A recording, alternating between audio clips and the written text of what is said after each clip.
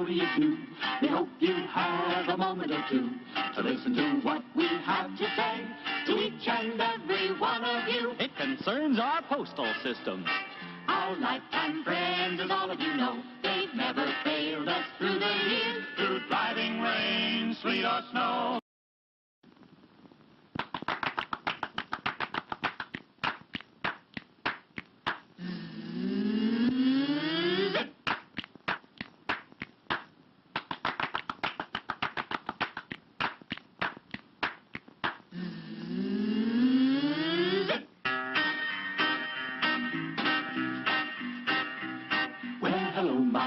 How do you do? We hope you have a moment or two to listen to what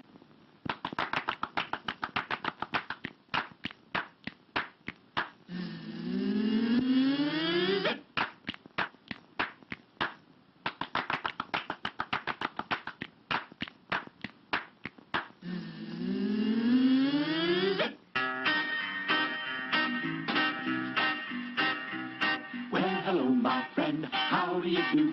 We hope you have a moment or two to listen to what we have to say to each and every one of you. It concerns our postal system. Our lifetime friends, as all of you know, they've never failed us through the years, through driving rain, sleet or snow. But now they've got a problem. And what are they to do? The answer, my friend, is very simple. It's up to you to see them do.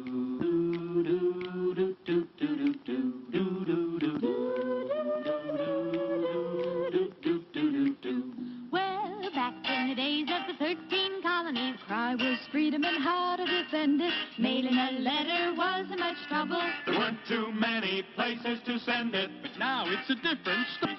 they've got more mail than ever before. It's stuffed in bags, stacked on shelves. There's hardly room for anything more. There's been a mail explosion. They've got a terrible load. You've got to help them right away before the U.S. Post Office explodes.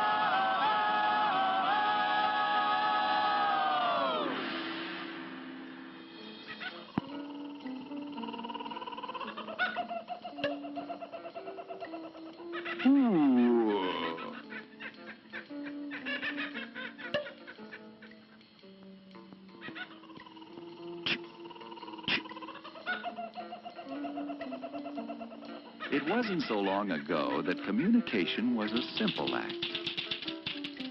But the range of the human voice is limited. So, man's ingenuity found ways to bridge distance. He invented writing. And typographical errors. To carry messages across vast distances, man developed roads, highways, turnpikes, bunions, calluses, and a rare assortment of aching limbs. Yes, up until recently, communication remained a simple act. What matter if it took 2 weeks to go from New York to Atlanta, over a month to St. Louis? If the letter from Uncle Ben arrived a day or so later, nobody fussed. The times were tuned to wagon wheels, footpaths, and the puff of wind against sail. Distance was measured by weeks and months. Everything was a far time off. Then, slowly, the country got up steam. Commerce shook off its sea anchor and headed westward all the width of the continent. There was a new idea: speed. Everything was coming up to date in the Kansas cities and the Portlands. Communications became the most vital aspect of our economy. The post office became the prime artery of commerce. For a time, the department was perfectly able to keep up. If the mail piled high, put on another piece of equipment. And if that didn't do the trick, add a few more clerks or a flock of carriers. But by World War I, the post office carried more advertising in a week than all the newspapers and magazines could carry in a year. It was the country's bill collector, check deliverer, errand runner. the volume of mail delivered leaped to 20 billion. By 1948, it had doubled, 40 billion. This year, doubled again, nearly 80 billion pieces of mail. Literally, the post office stands to be swamped, overwhelmed, drowned in a sea of mail. Where do we go from here? Patchwork, piecemeal solutions based upon obsolete transportation routes will not work. The answer has to be as new as the challenge is new. And the post office has the only logical answer. Zip code. Mail distribution via the straight line. Always the shortest distance between two distant points. Zip code. 5 trailblazing numbers like this one launch every piece of mail with space-age speed and precision.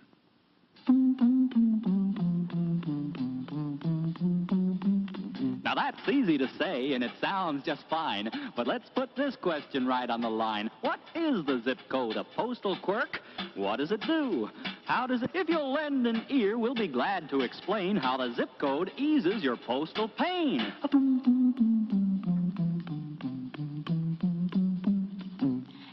Digit tells in which part of the nation your letter will find its destination. Since the country's divided into 10 big sections, each with a number to establish direction, your letter has even departed.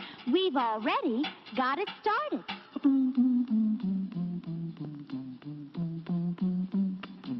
The next 2 digits go hand in hand to a major post office over land. Since each big section has town after town, We need these numbers to really narrow things down. We've got the section, we've got the city. Just 2 more numbers and we're sitting pretty.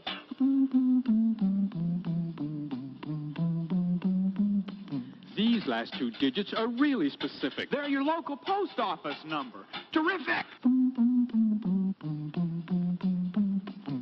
What a system. As you can plainly see, just 5 little numbers. Quick as can be. But if you have a question or you have a doubt, if you're still not sure what the whole thing's about, just always remember, zip code defined means city to city in one straight line. But don't take it from us. Don't take it from me. try it yourself. You'll see. It's a better deal than you get from any other post office department. Yes, zip code is a better deal. Moving the mail in one straight line, straight as an arrow. And on Valentine's Day, it could be Cupid's arrow. The time before zip code. A boy, a girl, a Valentine. There was a boy in New York City who loved a girl by Frisco Bay. He sent a card to say he loved her, to say he cared that special way. His letters zigged and zagged along the way. His lonely letter lagged day after day. And lonely hours just to hear what he would say. But when his words were finally spoken, all her love had gone astray. On a sad, sad Valentine's Day.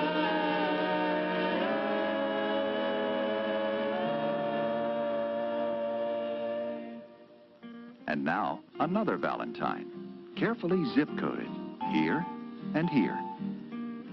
A different girl. Still far away by Frisco Bay. But the same boy, a little older and a little wiser. His letter flew across the country in just one day. It reached her hand in just one day. She knew the answer, the happiest girl in all the land.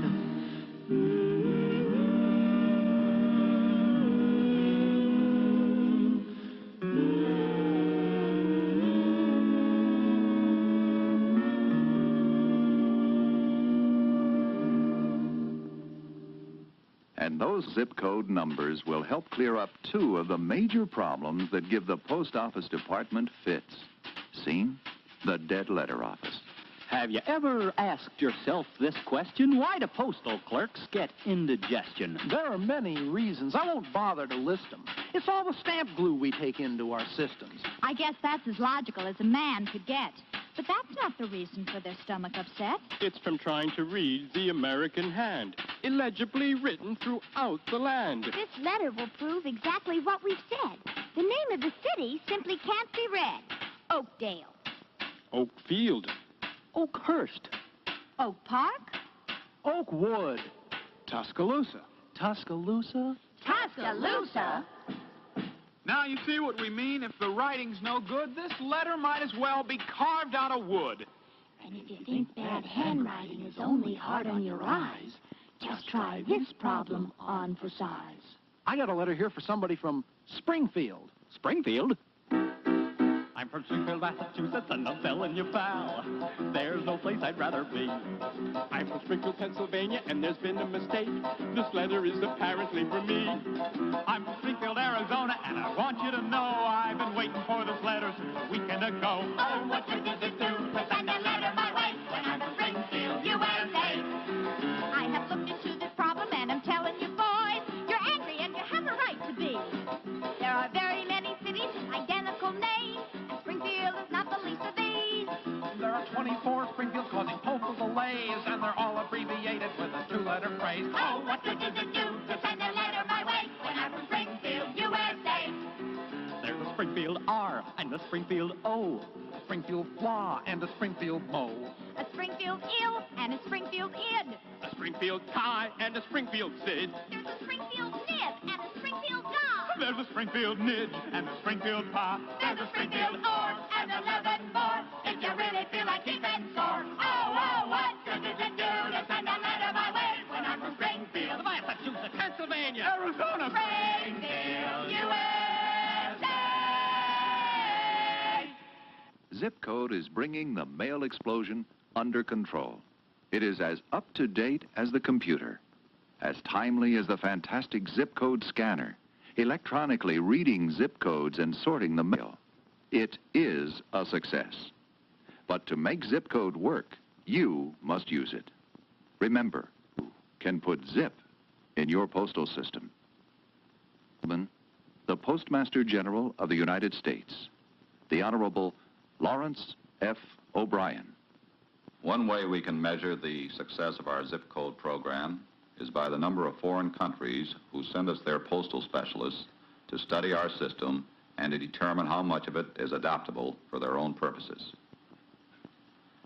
They come because of a simple fact. Zip code works. It works for the post office. It works for all who use the mails. Small business, bulk mailers, or private citizens. To get any zip code numbers you may need, including your own, just call your local post office. You've heard what we said. Keep it all in your head. There's no better way. Use zip code every day. You know you gotta have a zip code on the envelope. A zip code so you won't attract a hope. A zip code morning, noon, and night, and everything will be alright. Well, you get faster service and a lower cost. Fewer mistakes, no time ever lost. a lot less handling along the way. No damage for you to pay. You know you gotta have a zip code. Yeah, you're out beyond the law. A zip code. Yeah, oh, you wanna pack a home.